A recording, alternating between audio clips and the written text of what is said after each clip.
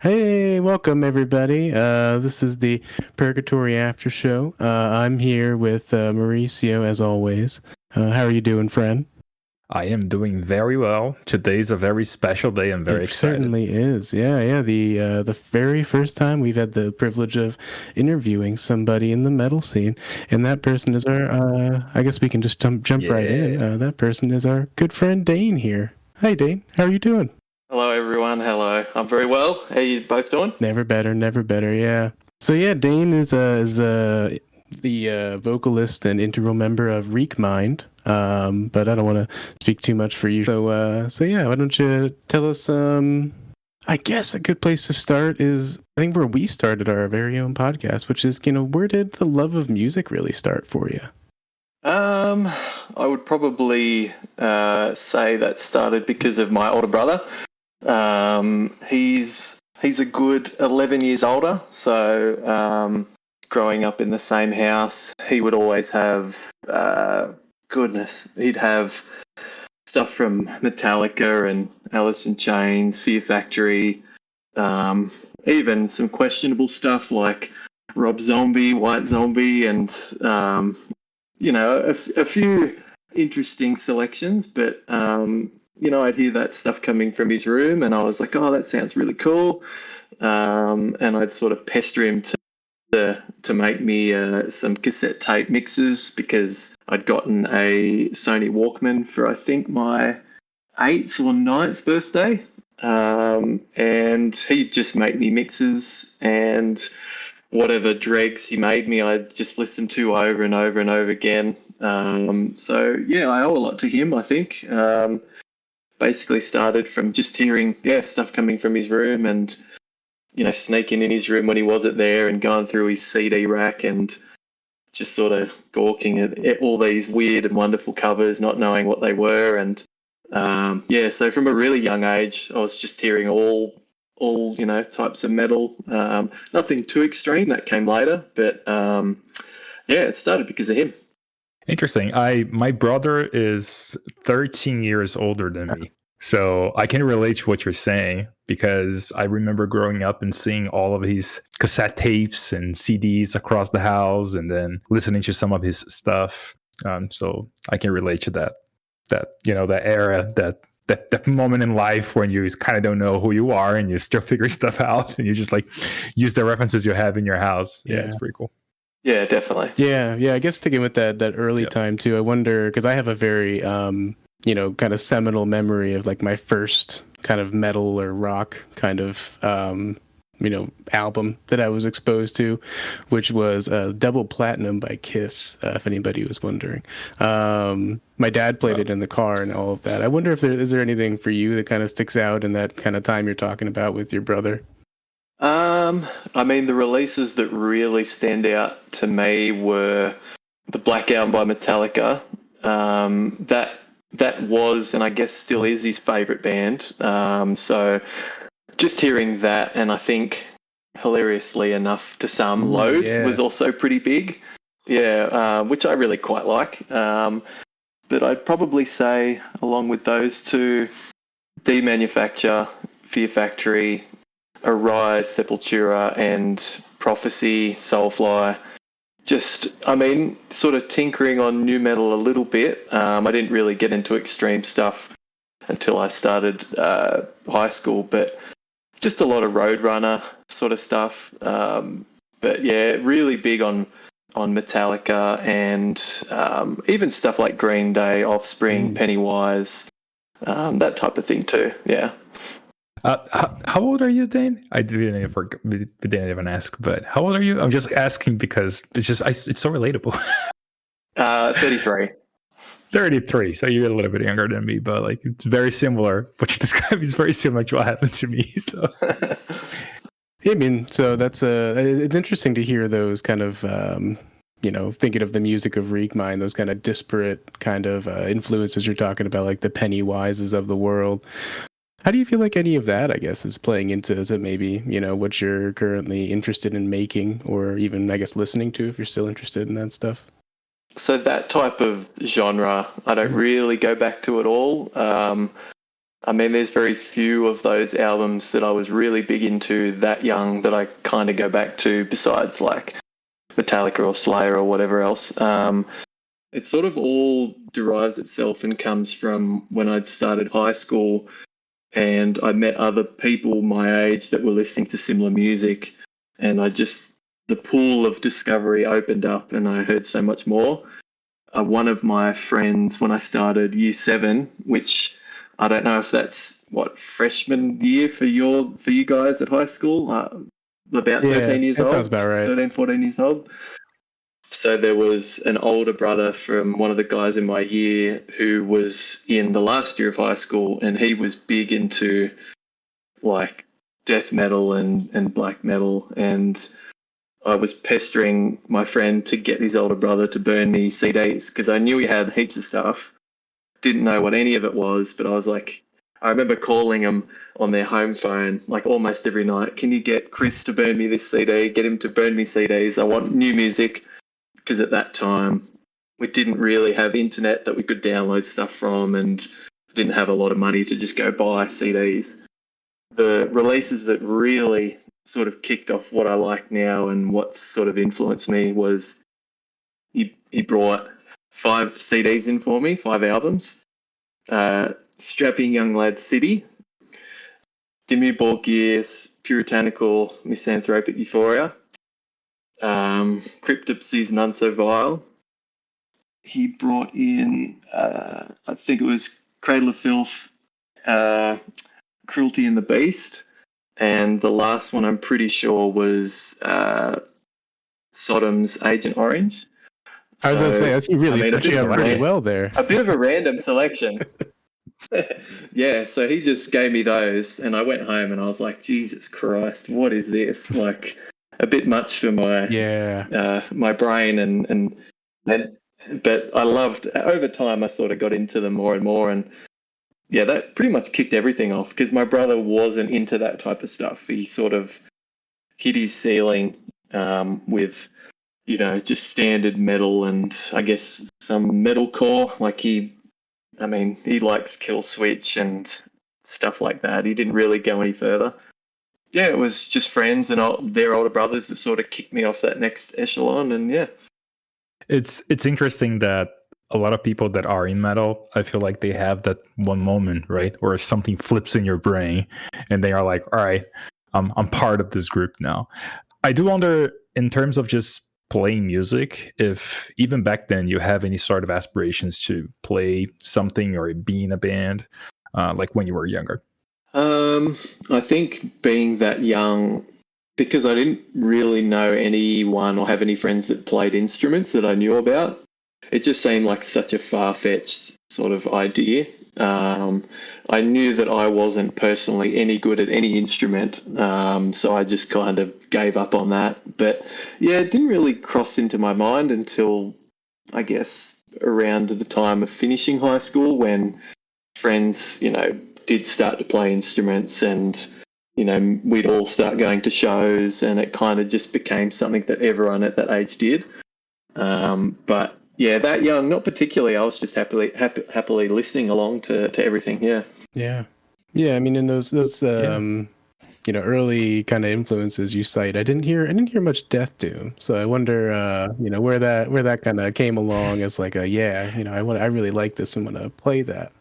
That's a good question. It kind of just seeped in, I guess, over the last 5 or so years. I don't really know where it came from or where it started. I really do enjoy death metal, but I mean, it can sort of grate on me after a while. I do remember buying when I was, I guess, early teenager, sort of around that high school time. I was buying a lot of magazines. So Metal Hammer magazine was really the only one that we kind of got. There was another magazine called Blunt, which I think might be Australian only. I'm not sure about that. But that was more alternative. So I remember getting some DVDs with Metal Hammer and, watching them. And I remember hearing, so this is, I think, around 2003. So I would have been, probably 11, 12. And They had a video for Heretic Morbid Angel. I remember there was that, and there was a Deicide video, and a couple of other death metal bands, and I liked it, and it might have a lot to do with the production of Heretic being very interesting, but I liked it, but it was too much, and it didn't have any sort of reprieve and I guess variety within, I guess, at least that song.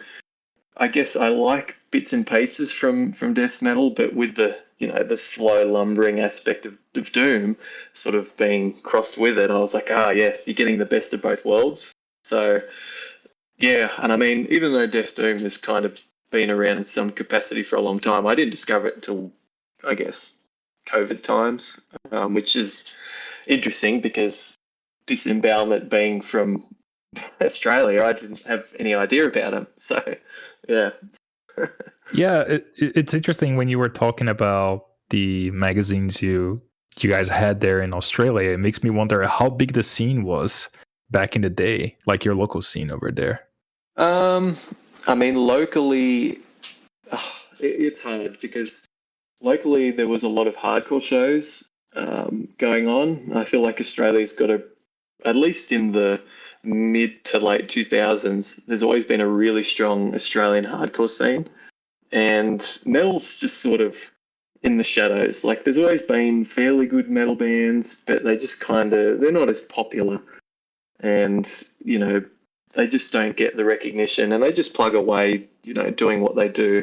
They're not looking for recognition. So I was just seeing a lot of hardcore, and that's all I kind of knew about.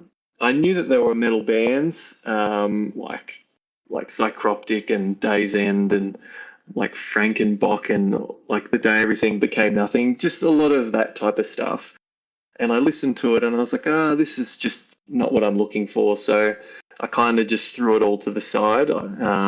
So I feel like there's always been a scene, at least in Sydney, but I mean, hardcore is just so much more popular.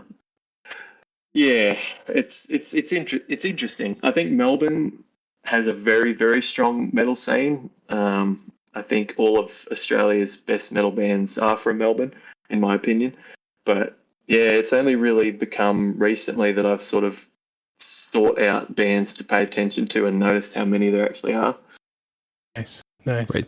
I guess kind of switching towards like the more current times, I guess, we're post 2020, the pandemic times. Where did the idea for Reekmind kind of start? Like, how did you guys meet? All that.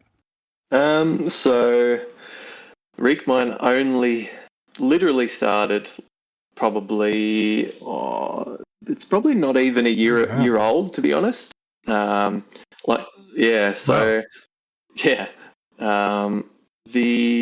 guitarist in the band, or lead guitarist now, because we've since gotten a second one for shows coming up. But Nicholas, I've known him for probably nearly 20 years, and he's always been in bands to some capacity.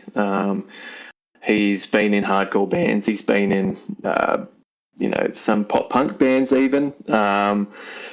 And he's a very talented guitarist. He loves his post-metal and sludge and doom metal. But, we've kind of always wanted to do a band together, but it's never really lined up. So he's since had a few kids, and I knew that his music endeavours were a bit halted at the moment. So I literally texted him one day and I was like, look, there's no one in Sydney that's doing the type of music that I want to do. Do you want to just write an album together, and just between me and you, we can do the whole thing. We don't need anyone else, and if we get to the point where we can record it, let's do that. So yeah, I literally texted him one day and I said, look, you're really good at writing music. Here are some influences. I sent him some albums, and I think within, I'd say less than a week, he'd written maybe 2 albums worth of stuff. Wow.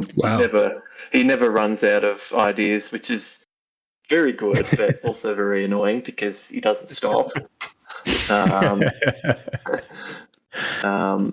But yeah, it was just, hey, look, no one else is doing this type of music. It's all hardcore or deathcore or something like that. I want to fill this void. I mean, there was a few bands. I think the real catalyst for this sort of starting was when Mortiferum played here in Sydney, and all three bands that supported them in Sydney were from Melbourne. And I was like, I don't know if this is intentional or if it's because there's a lack of bands that could be in Sydney that should support them. But I was like, look, if we had existed, I would have felt pretty confident that we could have gotten, a spot. So I was like, let's do it. Let's do something sludgy. Let's do something a bit Death Doomy. And yeah, over the course of the year, it's just flown by, and yeah, we're at where we're at. Awesome.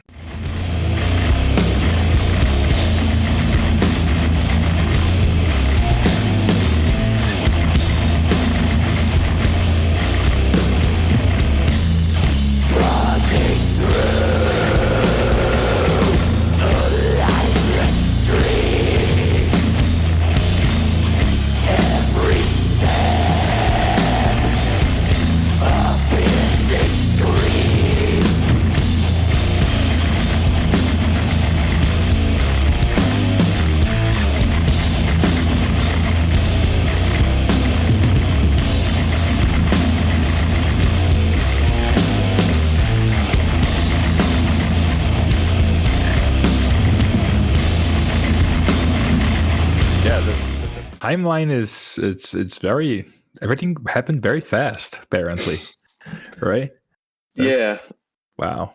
It's because like I see like you read about bands just taking forever to be able to get to their first album.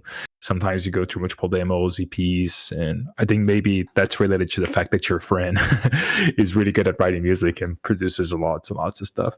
But like throughout that process, how did you guys converge into the name Reekmind for the project? So everything lyric-wise, names-wise for the band, songs, album, artwork, I pretty much took care of all that myself. The name, I mean, there's not a whole lot of thought around the lyrics and the name, but I liked the word reek. I thought it's a very good word. I remember seeing it in, I think it was the Reek of Loss, which is a Crip song. Oh, yeah. And I was like, oh, that's a cool word. I'll just keep that in the back of my mind. I'd sort of note down words that I'd see throughout the day in my phone, and when I want to think of a name or words, or just look at that note. But I guess the only real meaning that has behind it is any sort of, I guess, mental anguish that one goes through.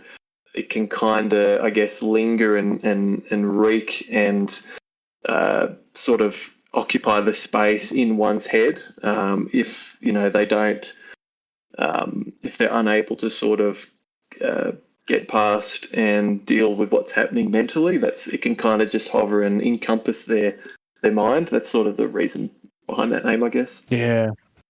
Yeah, that's pretty interesting. No, it's interesting to hear you say that, and especially I think I heard you say something about the lyrics also kind of having not much thought being put into it or something. I think is what you said. Because when I was looking at the lyrics, it's the recurring things that stick out to me are these kind of like references to like gross things and like slow moving creatures and cave dweller kind of things.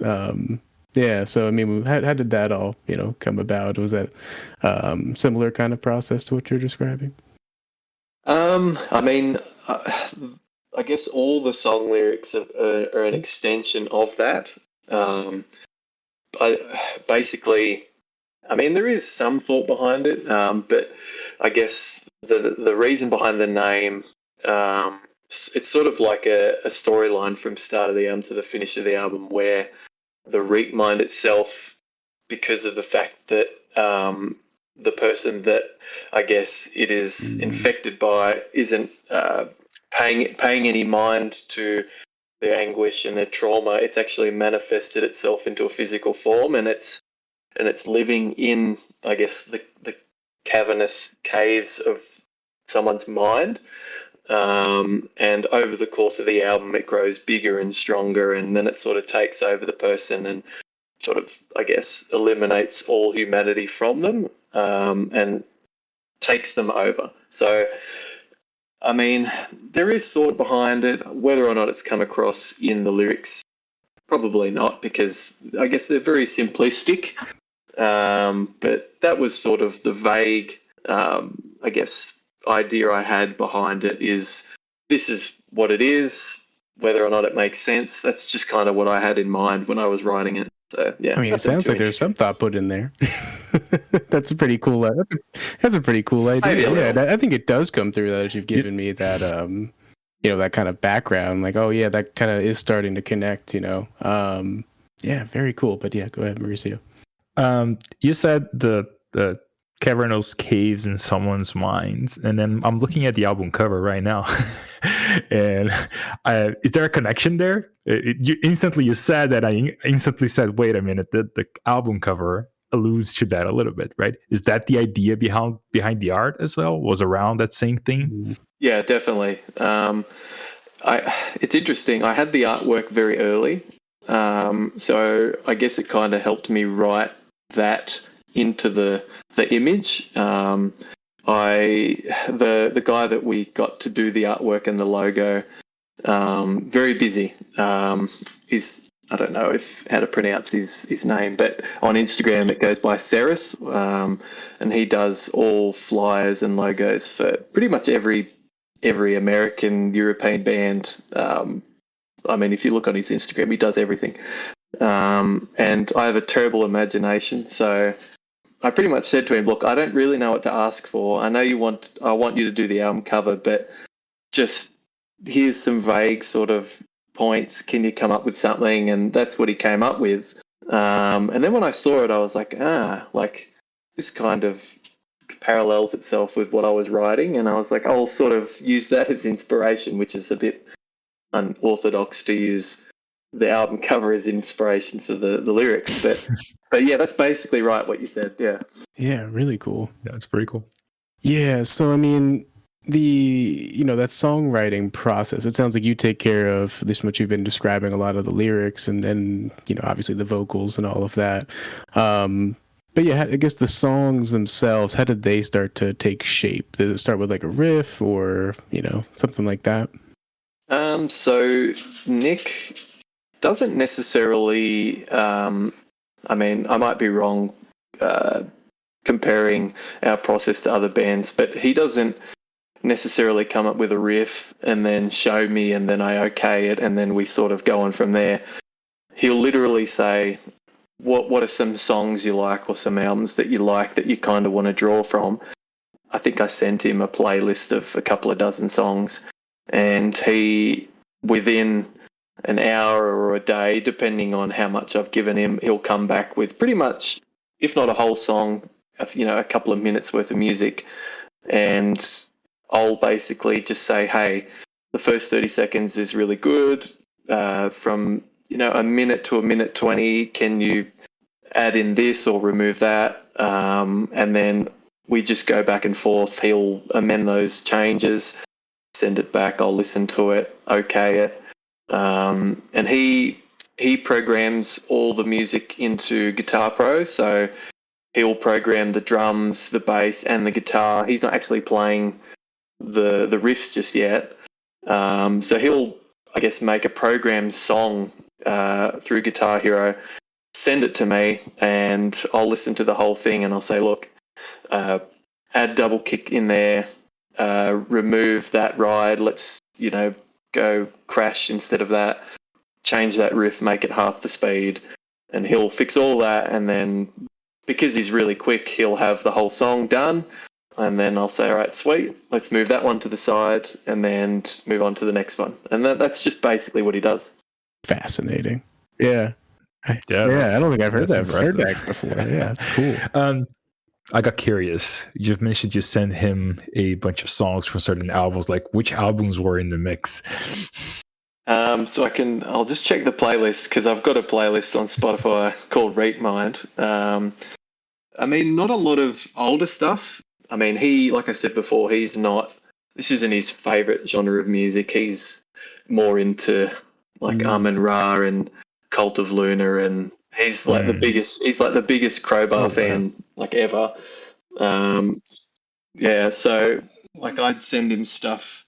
There's like Crepicy, Vastum, Disembodiment, Malignant Altar, Spectral Voice, more sort of recent stuff, Fossilization, Phrenolith, just the classics of the last decade, sort of stuff like that. Nice.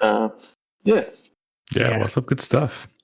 And we've been talking about the writing process, the writing the songs, but we do need to talk about your vocals in the album. I think they were amazing, so you did a really good job. When did it all start, like this whole like singing idea, and where the hell did you find that that sound, which is just it mixes really well with the rest of the music. So I do think it's one of the highlights of the album. Oh, thank you. I was a bit worried about how people would receive the vocals, to be honest, because as you both know, it's not the standard fare for this type of genre. It's all lower register stuff. But I mean, I kind of discovered that I could do those vocals in my first band back in 2008 or 9, I think it was. We were just playing, I guess, standard metalcore, breakdowns and stuff like that with a bit of melody. And for some reason, I generally can't remember how I discovered that I could do that, but it was basically the same vocals back then. So I guess over time, I knew that I always had that. Didn't do anything band-wise for a while, and I thought, when we start this new band, I'm a bit hesitant about doing, all sort of higher stuff. But, I mean, a lot of my favourite metal vocals only do this sort of register. And I thought, look, it's good. I like being able to hear what the vocals are saying, what the lyrics are. I did want to try and put some lower stuff in the album, but it's a bit hard because the more higher stuff I do, when I go to do lower stuff, my voice is pretty much just cooked by that point. So maybe on the next release, I'll have to figure out a way to do that. But it was basically because that's all I can do that can kind of work for this genre. And again, I was a bit sort of worried about how people would take it because I thought that it sort of graded a little bit after a while. It was maybe too samey. But I thought maybe with the longer songs and some gaps in between vocals, it's not as, I guess, not annoying, but I mean, there's some bands that just do too many vocals and it's just like you don't get any form of break from it. So, yeah, I mean, I'm pretty happy with how they sound, but definitely going to put some variety on the next release, I think. Yeah, and I mean, with those low parts you were talking about, I know for some of those parts you got some pretty cool guests in Brendan Sloan and Aaron Osborne from Aglow. If people aren't familiar with Aglow, they're a great band. But yeah, I mean, I know you said that you wanted to write some lower parts. Was that like with them in mind, or had you like recorded the instrumentals and were like, okay, they'd be good for that? I guess how did that all work out? So with the part that Aaron does, it was more so because we recorded in Melbourne, and Aaron is, I guess, a big inspiration for Nick, both riffs wise, basically because of his riffs in general. He was in a band before Aglow and Extortion called I Exist, who were pretty unique for the time in Australia, because right when hardcore was its biggest, I Exist were covering Sleep and writing all these real sludgy bluesy riffs. I really recommend people check them out. They've got, I think, 3 albums. So it was because we were in Melbourne, and I thought, look, it'd be cool to throw in a bit of a low part in this song. So we just messaged him and just said, "Oh, do you want to come and do some vocals?"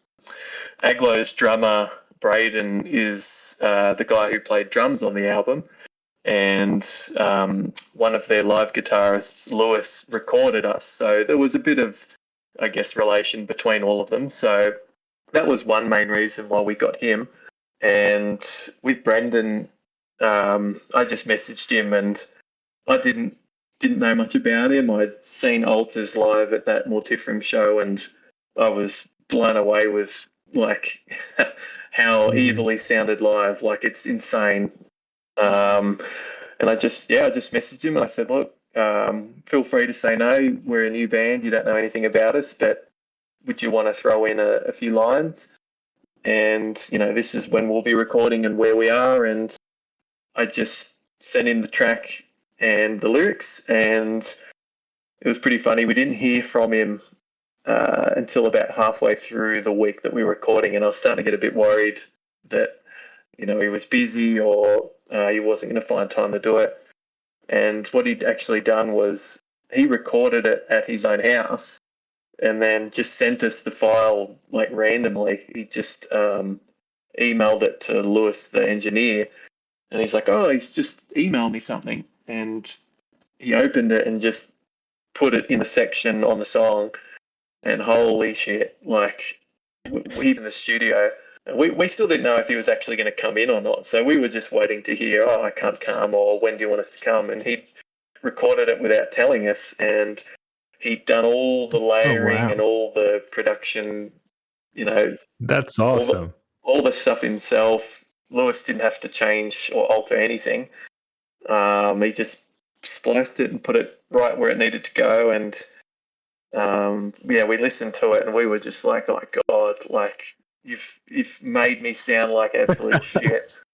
Having your vocals there. And I said, thank you so much. And he's like, don't worry about it. Both him and Aaron did it. They didn't want any money. They didn't want anything at all. They were just super nice. And I think it put in some variety to the album, which I think it needed. We'll never ever be playing that last song because I cannot replicate what Brendan did. No chance.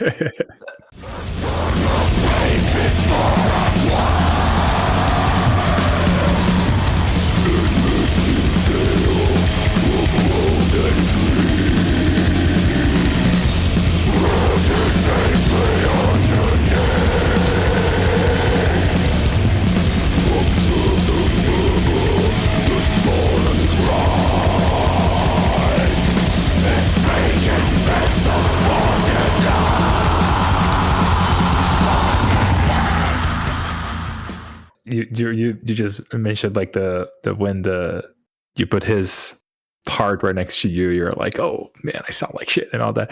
But I do think you don't sound bad in the album, but I think what's showing here is that I think whenever we create something, it's really hard, right? For us, we are very hard on ourselves whenever humans in general, right? When we create stuff.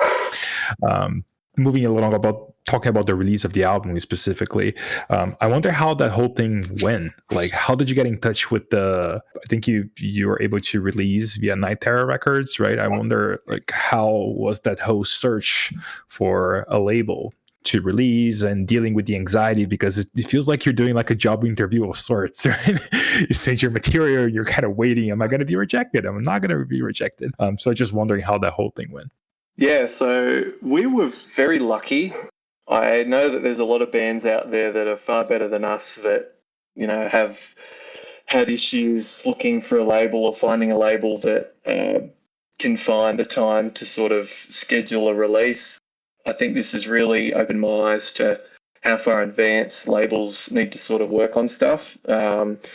So I think it was just a lot to do with timing, and I'm very thankful for how things worked out, because what I'm about to say might seem like we've just sort of fallen into it, and we're very lucky and we appreciate the opportunity we have. But it came as easily as basically I created the Instagram, I got the logo made, and we got band photos taken by our friend Keegan.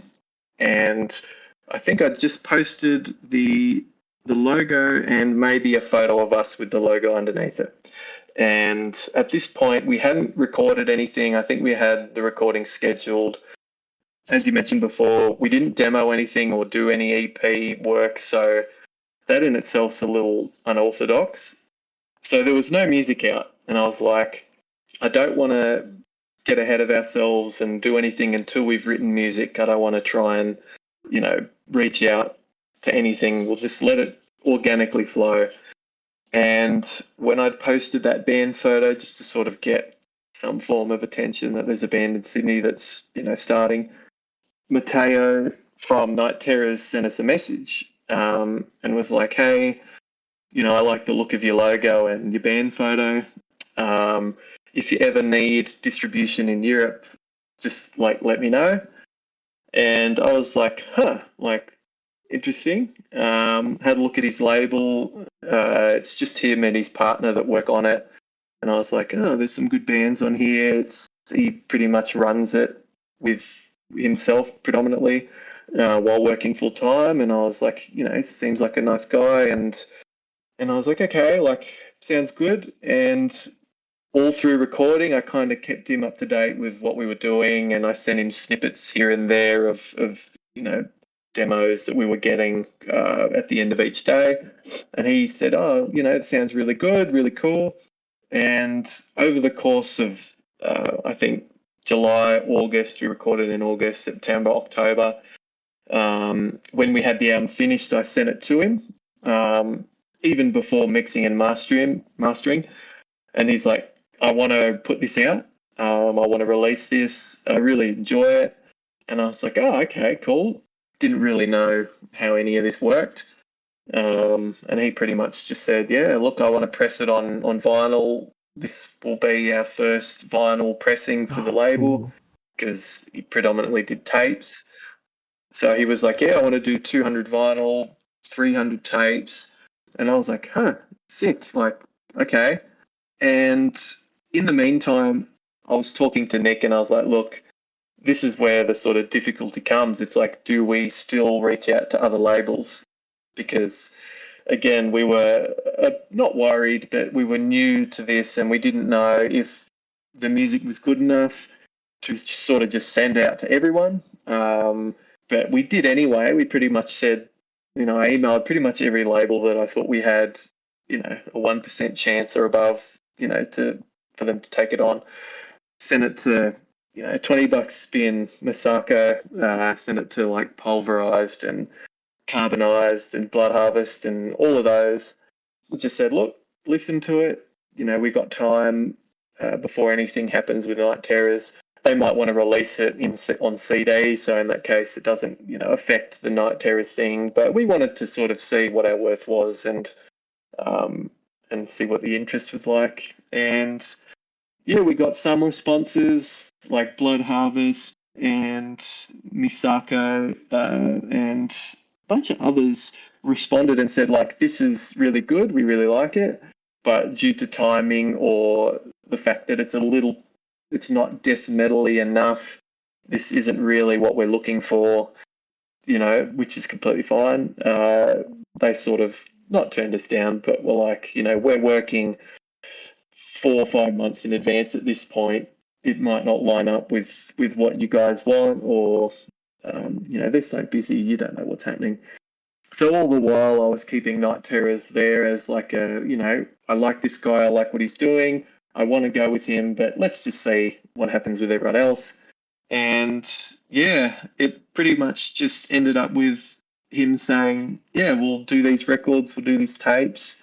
He picked the release date. He's got his support with, I guess, promoting the album and organising, the first single's going to come out on this day, second single on this day, we're going to post at these times and announce it and blah, blah, blah, blah, blah. So, between, I think, October or November up until, just before it came out a couple of weeks ago, we were all done. The album was completely done. And we were just waiting for all that to sort of roll on.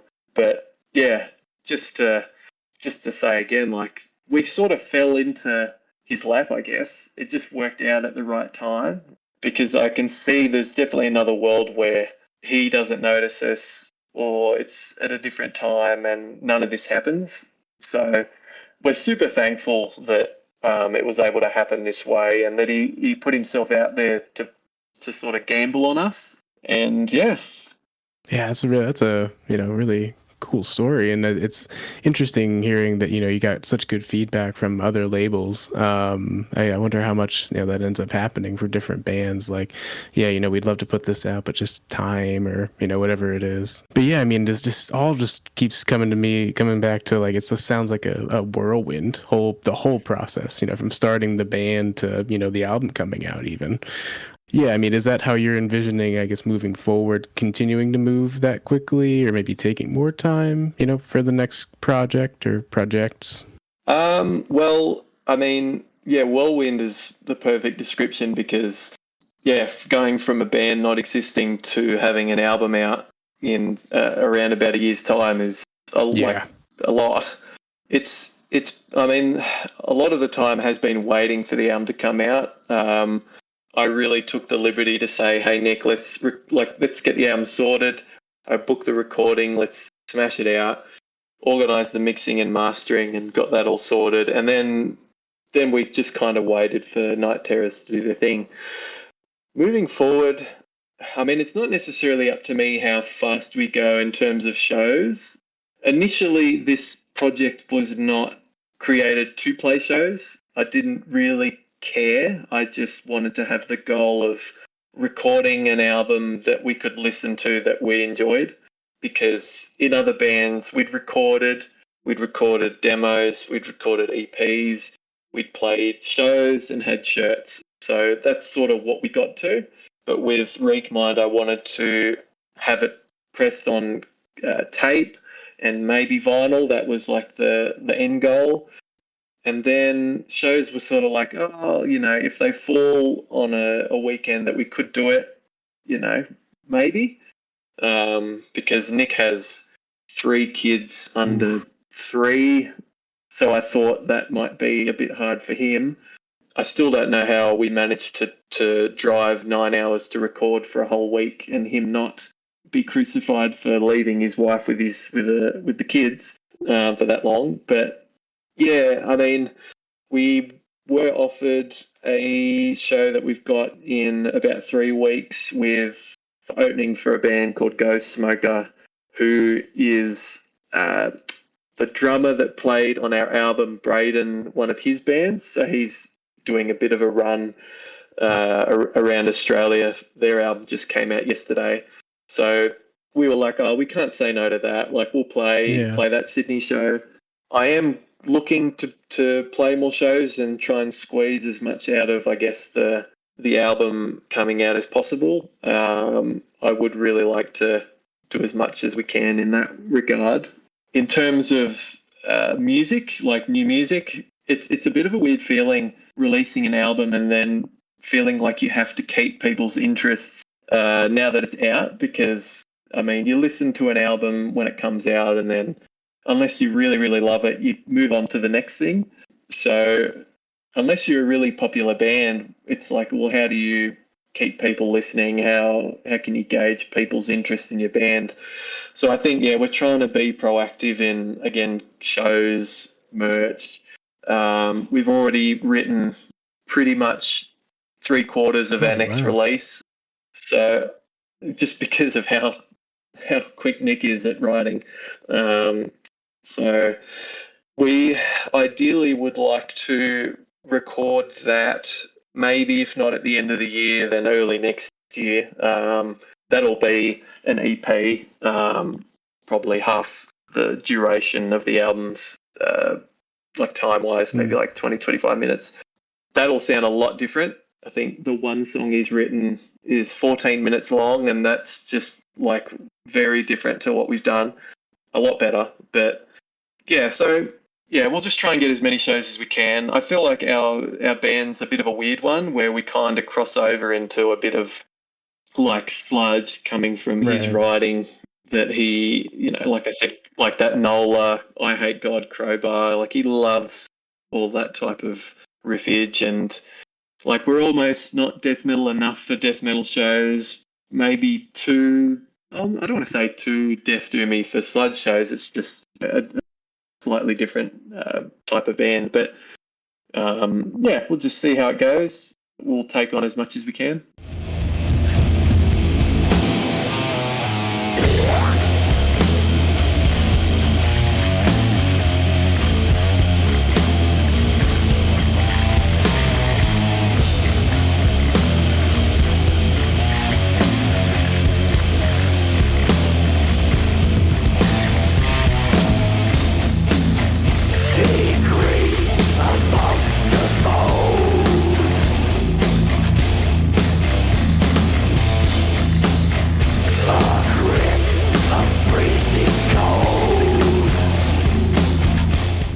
Talking about that pressure, right? That comes like we put on ourselves, like you put something out and then people listen to it and then they move on to the next thing, right? But I would say that no, I'm certain that the response for the album so far, at least from what I've seen, has been really good. Which makes me wonder. I understand the part of the pressure of wanting to do the new thing, but also I wonder, how are you guys feeling about connecting with people through music, like seeing people appreciate the thing you put out? Because you do all of that and then you throw that out in the world, you kind of hope that someone besides yourself is gonna like it, right? So I wonder how that connection between you and the people listening to their music, how was that kind of going in your mind? It's going pretty well. I've only heard like good to really good things about the album. I've not really heard anything bad. You know, maybe a few comments and a couple of reviews just saying, oh, you know, could be a little less of this or a little more of that. But I'm pleasantly surprised with how the feedback's been, and talking to Matteo about how many people are buying the LPs and the merch from his perspective. I'm always like, oh, like how many, you know, what's the interest looking like? It's always sort of interesting, especially from international people, like what they think and all that type of thing. So we've been pleasantly surprised about how it all has come back to us in terms of comments and whatever. It's a bit weird, like having people buy tapes and merch from, you know, countries that I'll never ever go to, and people writing reviews about it. Like I almost read it and I'm like, I can't take it seriously, because like not because of what they're saying is disingenuous or whatever. It's just I have such an objective and like view on it, being that we created it, that I don't even know how to put it, to be honest. It's just very odd to have someone, like, to know that someone sat down and listened to it and critiqued it and put time into it, when on my end it just feels like me and a couple of mates went and recorded some stuff and then just it got put out and then people are like properly critiquing it. It's like, wow, like don't look too much into it. It's you know, it's not that deep, but yeah, I don't know. It's just a weird situation to be in. But I mean, like the fact that people love it, like it means a lot, and it just shows that the metal community is open to any new band, to support any new band. It's not as cliquey or as you have to know someone to be successful type of genre, which I feel like we've struggled. Well, not us as a band, but other people I know, at least in Sydney, you know, unless you know someone, you're kind of stagnant in terms of progress in the scene. You can't really get shows no matter how good your band is. And it's just nice that people across the world are like, I don't know who you are. I don't know anything about you. I just saw your album and I like it, and I'm going to spend money on, you know, owning that piece of music. And it's like, yeah, cool. Like that's how it should be. Yeah, I think of our mutual friend August, who told us this story, that he lives in Kansas City. Oh, he's going to kill me. Kansas City, Kansas? Missouri? I don't know. One of them.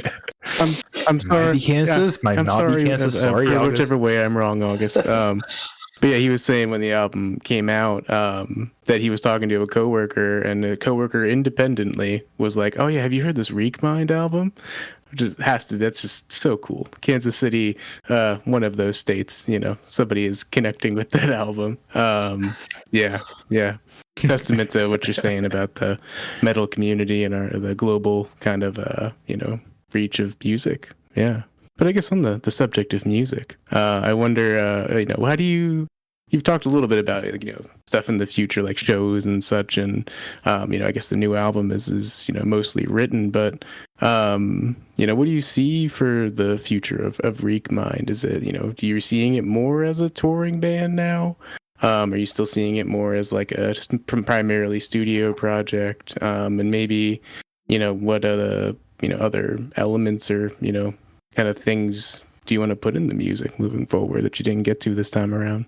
I guess because it was going to be an album first and foremost from the get-go, I kind of wanted to do everything that I wanted to do for this album just come out. I didn't want to, that's primarily why I didn't want a demo. I was like, if we're all going to have a week off, I need to make the most of this time off, and we need to do it as best as we can now. So in terms of recording, we'd probably go to the same place. I'd get it mixed and mastered, same people. I really picked the people that I wanted to do everything, and I was super happy with how it all sounded. In terms of recording, I'd do it all the same. I think the end goal, at least for me, is to just be the band that if an international band tours and plays a show in Sydney, we are like, I guess, one of the bands that supports. That if we're relatively similar musically, if death doom bands or even death metal bands come and we have a shot to sort of play with them, that'd be cool.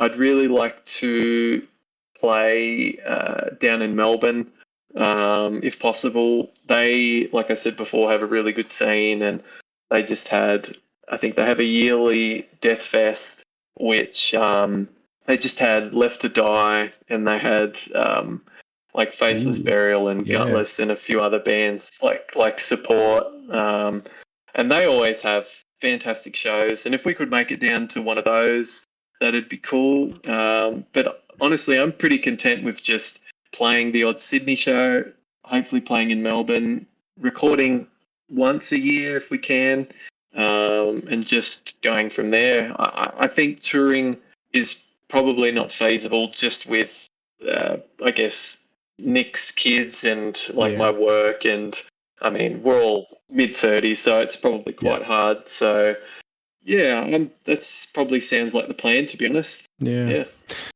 I guess in terms of the sound, any new things you want to throw in, or any direction I guess the new music is taking other than being longer, I guess, given the 14-minute song. So the new music, so at least that particular song, it's very, very, very spectral voice, like very spectral voice. Sparagmos. There's two. There's our ears perked up here there in this call right now. Oh yes. Sparagmos was my album of the year last year, and that was just all I was listening to, and like that album in particular has a big influence. A lot of like slower stuff too. So like Greg from Esoteric mixed the album, so like a lot of esoteric, a lot more ambience as well. So like long passages with a lot more ambience and just noise, and the fast parts are a lot faster, and it is, I guess, in essence, slightly less sludgy, more death metally, and so that first song, that 14-minute song, very slow, very lumbering, and then the other song that'll be on it's, I think, only 5 minutes. That'll be quite fast. I guess if this album is like in the middle, then both songs are way on either side of that. Yeah. This has been great, but I think before we wrap up, the one thing that I want to know is, what is your favorite song from the album? I have mine, and I can talk about it later, but I want to know from you, what is your favorite song?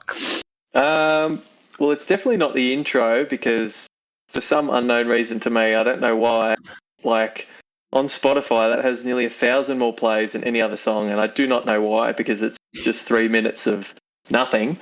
I'd probably say the closer, just because, I mean, me personally, it doesn't feel like an 11-minute song. It kind of just goes by pretty quickly.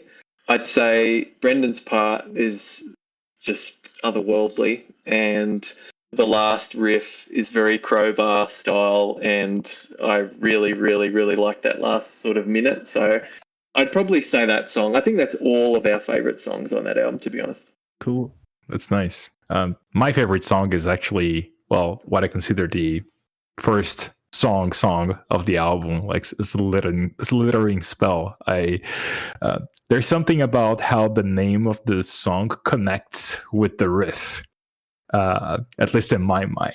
I don't know why, but I remember listening to this for the first time. My brain made this connection between your guys' music and Morbid Angel. I think you talked about Morbid Angel before, but it was because in God of Emptiness, there's this line that's been like stuck in my brain. Basically, he says, "Just as snake comes littering through my world divine." And then the name of the song connected for me right away. It's like, wait a second. And then it's definitely my favorite. Ick. Yeah, and I'm going to be boring and say my favorite song is also the last song. I didn't know you were going to say that, but it is. But yeah, like before we let you go, I was like asking people, off topic of everything, what have you been listening to? I always find that's interesting. Yeah. Okay, so as of recent times, I've been listening to the new Corpus Awful, self-titled, the new Rothatus. Some Hungarian nonsense. Yeah, it's incredible. Yeah. I've been listening to Harmonic Meetings by David Hikes and Michelle Hikes. I was reading an interview with Disembowelment, and one of the guys mentioned that this is the album that he listens to relax. So I put this on in the car on the way to work, and I nearly fell asleep. So it's obviously very good at doing that. And I think the other two that I'm really sort of going through quite frequently is, I'd say, The Bowels of Repugnance by Broken Hope, and I'd say Product of My Environment by Jarhead Fertilizer. Oh man, great band. That drummer, he's an animal. Nice. That's a different. Yeah. The live setting is crazy. But yeah. But yeah. So we don't want to take up too much more of your time. But thank you so much for doing all this and humoring us in our questions, Dane. Really appreciate it. I appreciate you having me on. Anytime. It's been an honor. Yeah, I mean, we wish nothing but good things for you, for Reekmind. I think this first album was awesome, so I can't wait for what you guys are going to put out next. Thank you very much. Very, very. Yeah, we're of course going to put the links to everything, wherever they can find you, find the album, where to buy it, all that good stuff, and the description, whatever you want to call that part where you click on it on the podcast thing. Anyway. Wait. But yeah, so. Thanks for listening, everybody. And I've been Derek, and that's been Mauricio. Yeah. And that's been Dane. So, Purgatory Aftershow forever. All right. Thanks, everyone.